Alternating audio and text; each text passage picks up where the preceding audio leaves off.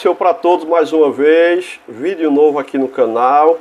E hoje eu vou falar sobre 6 coisas importantes sobre a Arca da Aliança. Podemos dizer que 6 curiosidades, né, a respeito da Arca da Aliança que você possa não ter conhecimento.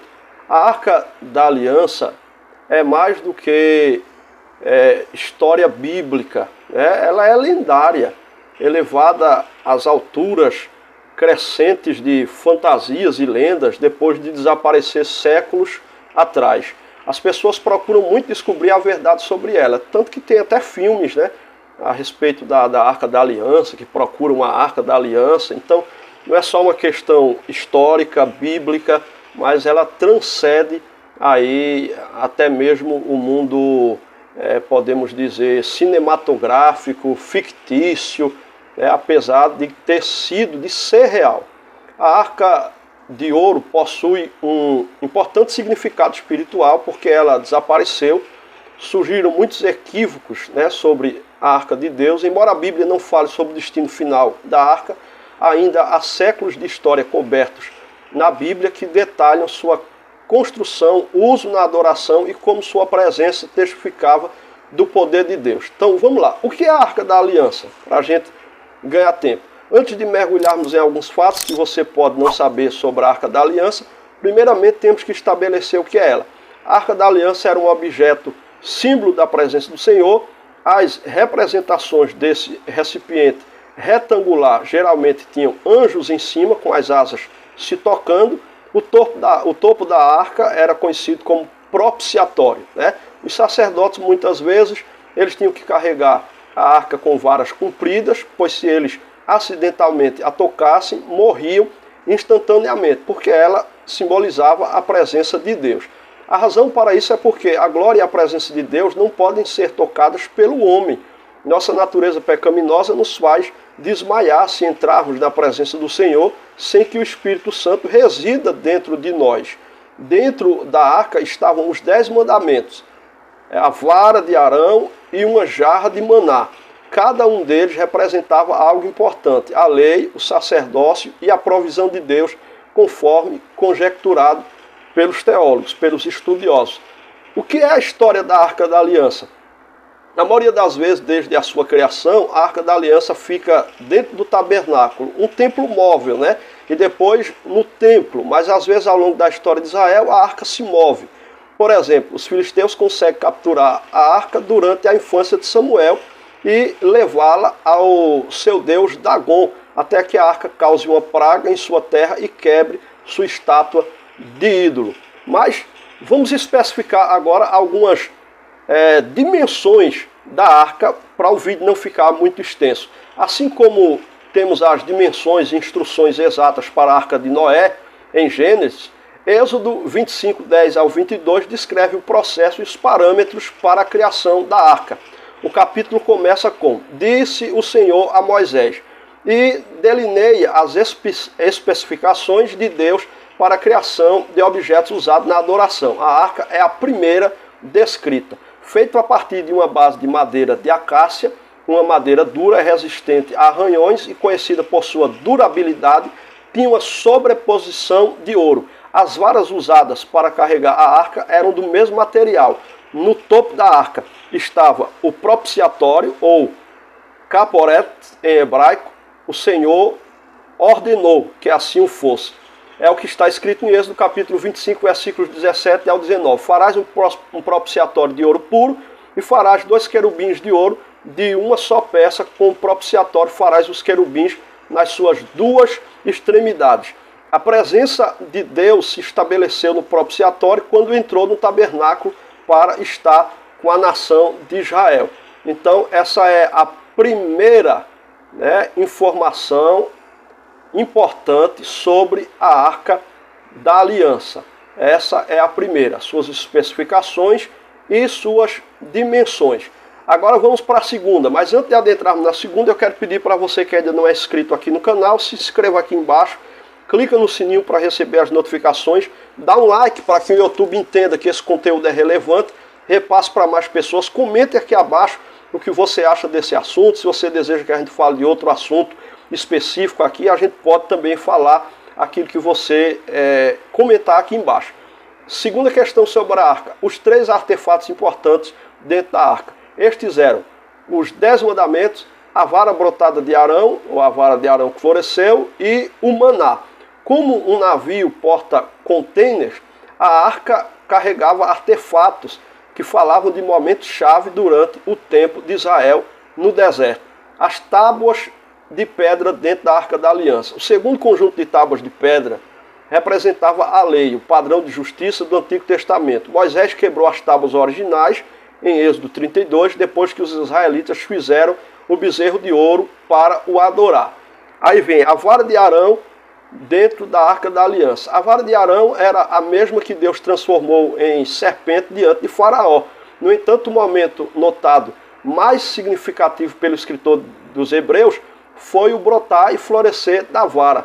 Em números, o povo de Israel começou a resmungar contra a liderança de Moisés e Arão, e o Senhor acabara de derrubar um grupo de rebeldes. Para provar o sacerdócio escolhido de Arão e sua linhagem, o Senhor ordenou às tribos de Israel que colocassem 12 varas com Arão representando a tribo de Levi, a tribo que Deus designou para o sacerdócio. Eles o deixam de fora durante a noite, e eis que o cajado de Arão para a casa de Levi havia brotado e produzido flores, e deu amêndoas maduras, está em Números 17 e 8. Para os israelitas, esta vara representava a linha do sacerdócio. Aí outra coisa interessante é o vaso de maná dentro da Arca da Aliança. Finalmente, o vaso de maná era uma evidência clara da provisão de Deus para o seu povo. Então, todas as manhãs, por 40 anos, a substância doce, escamosa e branca, que era semelhante ao coentro, manteve os israelitas alimentados, combinado com codornas à noite. Os israelitas honraram a Deus por suas promessas cumpridas e provisão milagrosa, mantendo uma amostra de maná na arca. Quarto lugar, era um objeto santo? Pode ser fácil supor que a arca especial folheada a ouro, que continha a lei, o símbolo do sacerdócio e a prova da provisão que Deus tinha um status especial, talvez, entre aspas, místico. No entanto, o que realmente o tornou especial, o que o tornou importante, foi a manifestação real da presença de Deus. O propiciatório serviu como um assento real para o Senhor no tabernáculo e, eventualmente, no templo de Salomão. Ali o Espírito do Senhor habitou e encheu o espaço como uma nuvem. O verdadeiro poder de Deus repousava sobre a arca. Agora, qual era o propósito da arca? Por que a arca foi utilizada e tão utilizada na Antiga Aliança? Porque o Espírito do Senhor veio em toda a sua glória. Poucos puderam entrar em sua presença direta. Uma vez por ano, no grande dia sagrado de Yom Kippur, o dia da expiação, o sumo sacerdote entrava no templo e aspergia o sangue do sacrifício sobre a tampa da arca. Esta ação expiou, os pecados de toda a nação. O sacerdote que entrava no templo durante a época do Yom Kippur tinha que estar totalmente certo com Deus, para que não fosse morto. Hoje os cristãos acreditam que Jesus Cristo serve como nosso sumo sacerdote e como o sacrifício. É o que está em Efésios 1:7. Nele temos a redenção pelo seu sangue, a remissão dos pecados, segundo as riquezas da graça de Deus. Mas ainda hoje tem gente que celebra em algumas igrejas evangélicas aqui no Brasil o Yom Kippur, por exemplo, como esse período aí, o dia da aspersão, da expiação, onde Deus vai ver lá os livros dos nossos pecados e vai perdoar e vai determinar quem é que vai ser próspero no próximo ano e assim sucessivamente. Então eles pegam uma festa judaica e trazem para o cristianismo. Então tem muito isso em algumas igrejas evangélicas que querem judaizar o cristianismo, coisa que Paulo já combatia lá atrás, mas eles estão fazendo hoje nas igrejas evangélicas. Em quinto lugar, a gente já está encerrando, quem roubou a arca? Os filisteus capturaram a arca de Deus após a batalha de Silom, onde os filhos do sumo sacerdote Eli, Ofni e Finés foram mortos. Não ficou em nenhum lugar por muito tempo, pois o desastre parecia atingir os filisteus sempre que eles moviam o que acreditavam ser um prêmio de guerra. De hemorroidas, a camundongos, não importa para onde os filisteus movessem a arca, os problemas se seguiam. Isso culminou com eles colocando a arca em seu templo pagão, né? E a estátua de seu falso deus, o Dagon, foi encontrada prostrada diante da arca 2 vezes, a segunda vez quebrada, é o que está em 1 Samuel capítulo 5, versículo 4, que diz: e a cabeça de Dagon e suas 2 mãos estavam cortadas no umbral. Os filisteus só aguardaram 7 meses, de acordo com 1 Samuel 6:1, por causa de todos os problemas que se abateram sobre as cidades que continham a arca do Senhor. Agora, em 6º e último lugar, por que Davi dançou diante da arca?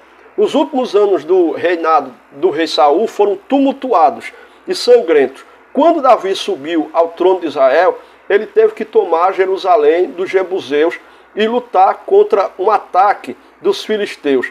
Após essas vitórias, Davi sentiu-se levado a trazer a Arca da Aliança para a capital. Embora tivesse uma breve estadia de 3 meses na casa de um homem chamado Obed-Edom, foi finalmente conduzido à cidade de Davi, que inclusive Obed-Edom foi muito abençoado nesses 3 meses.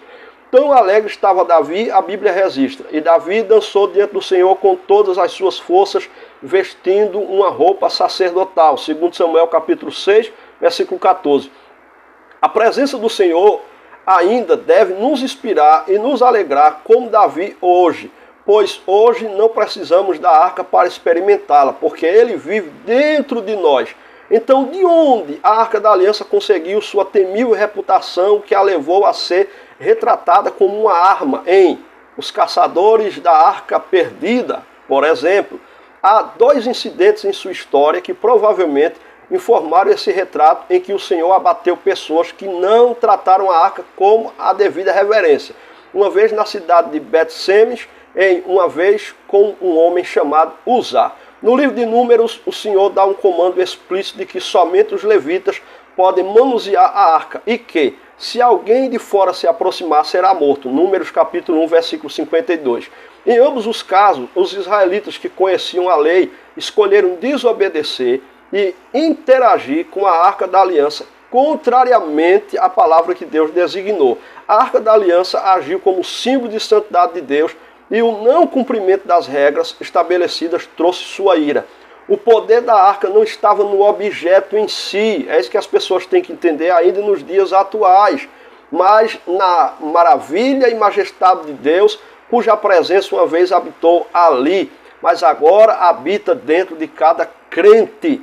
Então eu não vejo problema alguém utilizar uma réplicazinha da Arca da Aliança, botar na igreja e tal, desde que aquilo seja só uma representatividade, que relembre, né, o que aconteceu lá na antiga aliança. Agora daí a manusear essa arca e causar tipo uma idolatria àquele objeto, como se ainda a presença de Deus estivesse ali, como se ainda aquele objeto representasse a presença de Deus. Não, hoje nós somos o templo e morada do Espírito Santo e não precisamos judaizar o cristianismo. Repito, Paulo já combateu isso lá atrás, naquela época. E hoje, em pleno século XXI, no Brasil, em um país distante do Oriente, de Israel, alguns pastores querem judaizar o cristianismo, trazer de volta esses utensílios como símbolos de idolatria praticamente dentro das igrejas, trazendo festas lá do judaísmo, que são festas boas, mas para o povo judeu, trazendo para os dias atuais como o Yom Kippur e como outras festas que eles querem celebrar dentro da igreja, como que querendo judaizar mesmo a igreja, né? Como se nós fôssemos judeus. Então temos aqui no Brasil alguns líderes que são judeus e por serem judeus eles querem abrir uma igreja judaicas cristãs ao mesmo tempo. Então eu acho que essas igrejas serviriam muito para pessoas só judaicas, judeus messiânicos. Aí até seria mais ou menos interessante. Mesmo assim, Paulo hoje combateria o judaísmo no meio destes. Mesmo assim. Agora imagina no meio de um povo que nasceu aqui no Brasil, aí vinha um camarada, só porque ele é judeu, é descendente de um descendente do judeu, querer trazer esses utensílios judaicos e judaizar a igreja cristã. Não, nós somos cristãos, respeitamos os judeus, eles são o povo de Deus escolhido, nós oramos por Israel, nós abençoamos Jerusalém, como diz a Bíblia, nessas guerras que estão acontecendo. Nós sabemos que Deus protege o seu povo, o povo de Israel, mas nós somos cristãos, nós somos a igreja. Israel é Israel, a igreja é a igreja. Israel, na sua grande maioria, ainda não reconheceu Jesus como Salvador. A igreja tem a Cristo como a base de tudo, aquele que nos salva, a porta que nos leva a Deus, sendo Ele Deus, como Filho. Ele disse, ninguém vem ao Pai senão por mim. Então não precisamos judaizar a igreja cristã no Brasil. Espero que você tenha gostado desse vídeo, tenha tirado alguma dúvida, aprendido a respeito da Arca da Aliança. Então que Deus abençoe tua vida, tua casa e tua família em nome de Jesus.